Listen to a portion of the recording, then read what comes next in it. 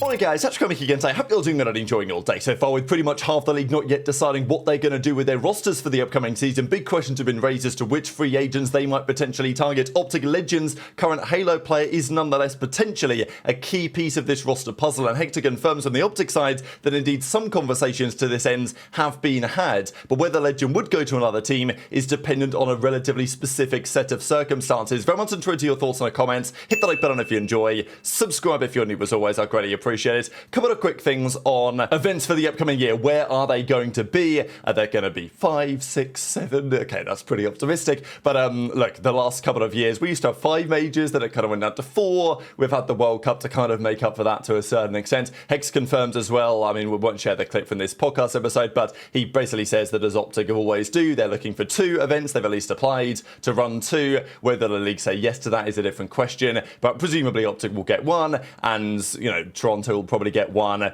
Who knows whether some of these other teams will step up to the plate. Are Miami going to do another one? Unlikely that Boston will come back. Boston did a good event for a couple of years, didn't do one last year, not sure they're going to come back. Obviously Space Station are coming in, we think, for Ravens. Maybe could they run an event in Salt Lake City? I think there's been some interest in that potentially. Will FaZe do anything? Will Thieves do anything? We'll discuss Thieves in a second.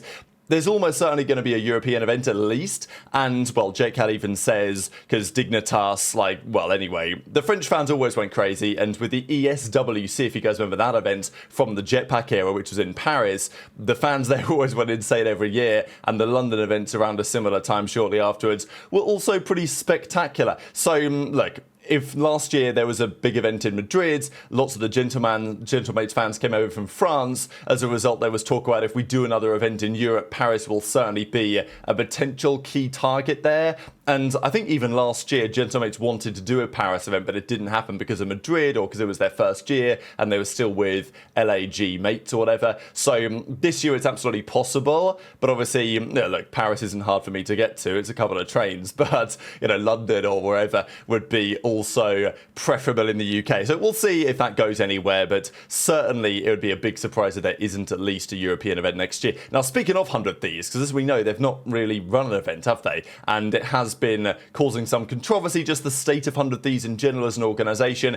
As I said yesterday, the way that that whole thing is managed, 100 Thieves, LA Thieves, and then Nadeshot's piece of that, right? Because Nadeshot, while still the face of the organisation, isn't involved on a day-to-day level as it used to be. On some level, he's kind of just like a streamer now for the organisation. But there was lots of drama because of his partnership that he signed with Rubet. And, you know, I just know there was a lot of talk about it, right? Because he did all those CS case opening streams, and those, you know, got some criticism. And, you know, but effectively the case openings in CS are just slots. And now he's also doing slots with Rubet or whatever. But I just know there was a lot of reaction to it. People were tweeting about it. Zoom was talking about it on stream because, well, as Nadeshot says, he's out in Mexico basically because of the gambling laws. In order to do these like slot streams on Rubet, he can't be in the US, so he's got to fly to Mexico. I think he's got a kid on the way, hasn't he, as well? So I think he even mentioned that. So it's clearly an interesting time.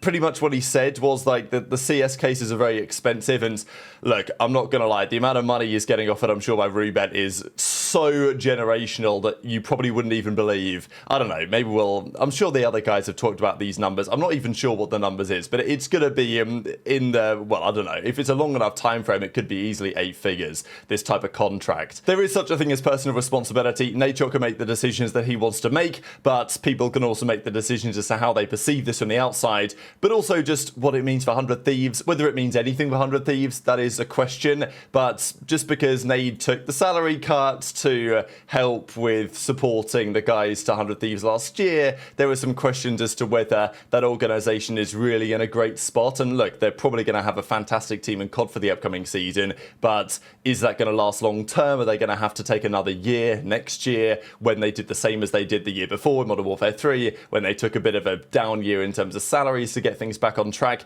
Maybe that's not necessary with this Rubet deal, I don't know, but I thought I'd at least mention it because it's been a big topic of conversation in the COD scene over the last 24 hours. But this is what I wanted to get into in terms of Rostermania. We know what the top teams are doing. There were even some talks from K-Sun from FaZe that he was particularly interested in Legends, of course, current OpTic Halo player, incredibly talented player. People are saying, oh, next HyDra, next Shotzzy or whatever, if he comes to Call of Duty.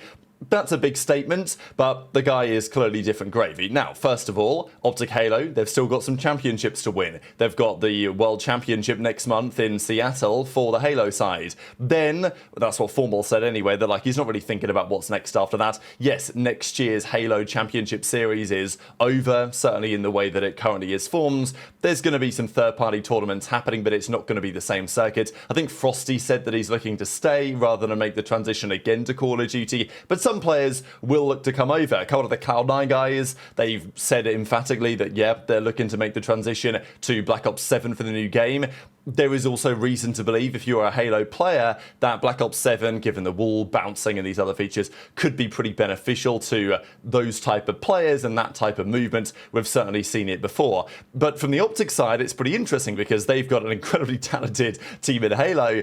For various reasons, you know, if they just walk away and go to Call of Duty or they go to a certain team, obviously they can't go to the OpTic Call of Duty team, right? So in Hex's opinion, and for good reason, it would be preferable for those to stay under OpTic, either playing some other game or playing OpTic Nation in challenges. That'd be great. We've talked about it for the last few years.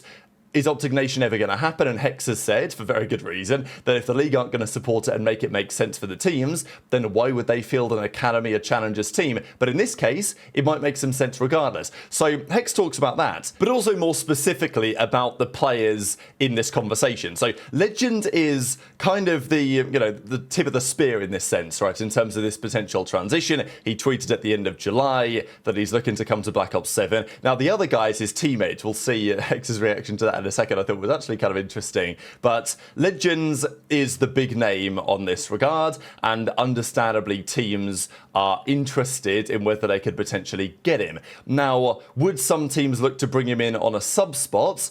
Maybe, but Hex says that he's not really down for that, right? Like, if he's going to let Legend go, it's going to be because he, first of all, wants to go, and also to a team that's going to give him a starting offer straight away. Now, there is some level of risk involved in doing that if you are a CDL team, to put someone who's never played competitive professional Call of Duty at that level in that kind of mix straight away, but effectively, that's what happened with Shotzzy back in Dallas Empire 2019 into 2020, and the rest is kind of history since then. Not to say that Legend is going to come to COD and be Shotzzy. It's not entirely impossible. We know that Mental, if you guys remember, absolute legend. I think he's still considered the Gears of War GOAT. He was on OpTic for some time too, and he came to Call of Duty. He played with Los Angeles Guerrillas back in Cold War briefly.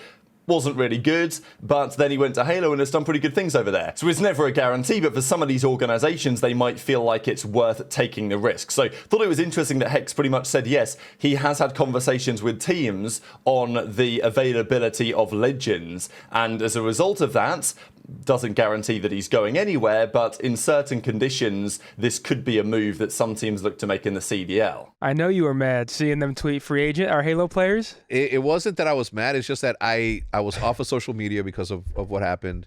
So for me to come back and see that, I was like, first of all, you're not even a restricted free agent. Fuck that, you're a fucking free agent. And then I'm like, yo, what the fuck? I texted them, like, yo, what the fuck is up?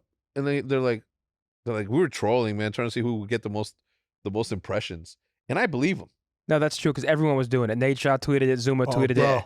Everyone was tweeting FA for Black Ops 7. Shotzzy was sitting there and was like, yo, Hitch, you think Hector would be mad? And he showed me, and it was a prepared tweet that said free agent. And I was like, bro, not right now. Not right now. Don't tweet that shit. Please don't. Because you know that I would never reply. Please, no, you're not. You know what I'm saying? Yeah. But I was just like, I was having breakfast, and they're like, hey, the Halo guys tweeted this out, and I was like, fuck. Like, sponsors were asking like if we still have the stuff that we said we were gonna do it towards the end of the year. What are the Halo teams? Yeah. Listen, to round it out, right? It's speaking of Halo, right? If, like, for example, with Legend, obviously hot topic, hot conversations around him. Like, can he be picked up? Is he gonna be picked up?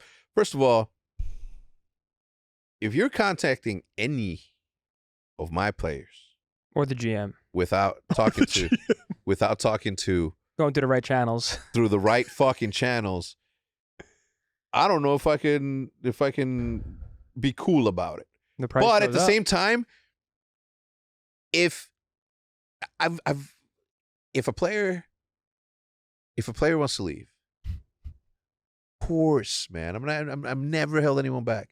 It's not my way of doing things. Every year, Hector's like, "Zen, you gonna go back and play?" For him specifically, for Legend specifically, I've had conversations with teams around him and his interest. And my thing was always, if you're gonna put him on the starting roster, which will be a part of the contract, then if he wants to, then of course.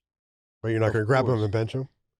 But I'd rather them play for OpTic in whatever capacity. If they want to play Counter-Strike, Valorant, Apex, obviously Formal's not gonna play challengers, right? But if these guys want to play challengers, they could certainly do it under this fucking brand.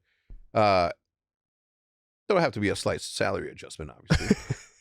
But like, I think it would be good for us because think about the amount of coaching that they can get. They have the watch party. Also addressed, of course, his teammates. So Bound and Renegade, they tweeted out on the 27th of August, free agent for Black Ops 7, and Hex made it pretty clear afterwards, no, you are not. So he tweeted this out in the afternoon of the 27th of August. Now, I just wanted to quickly mention here, because this, of course, are based on UK time. So it was evening time when Bound and Renegade were tweeting these out, but if they said to Hex, as he basically said, they're like, oh, they were just tweeting it as a joke, right? Because everyone else is tweeting it on the same day, which is true.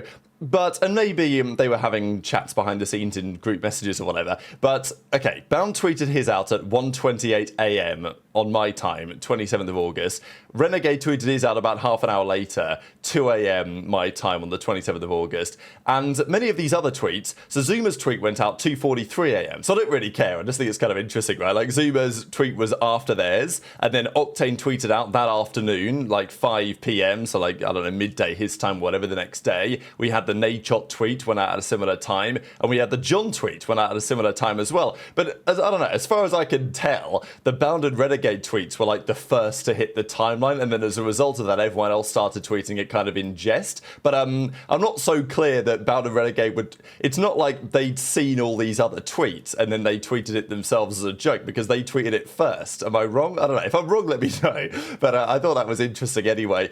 Look, as Hex makes pretty clear, you're not a free agent. You're not even a restricted free agent. How about you try and win the World Championship first? That'd be a good start, and then we can have those conversations. But look, if Legend is getting interest from other organizations, and also with the existence, we think, of Space Station Gaming, that is a interesting avenue, right? If they do replace the Ravens, and by the time they replace the Ravens, it might be in a little bit of time. I think this is why that could make some sense for some of these players. It's just because usually teams want to get players locked in now, right? Like Surge, when they do choose a head coach, they're probably going to want to sign the guys, because if they don't sign the players that they want now, they might not be able to get them in a little while. Whereas for the OpTic players, of course, they've got plenty to focus on. They're still going to be under contract, at least for a good amount of time, and potentially for a longer time even than that.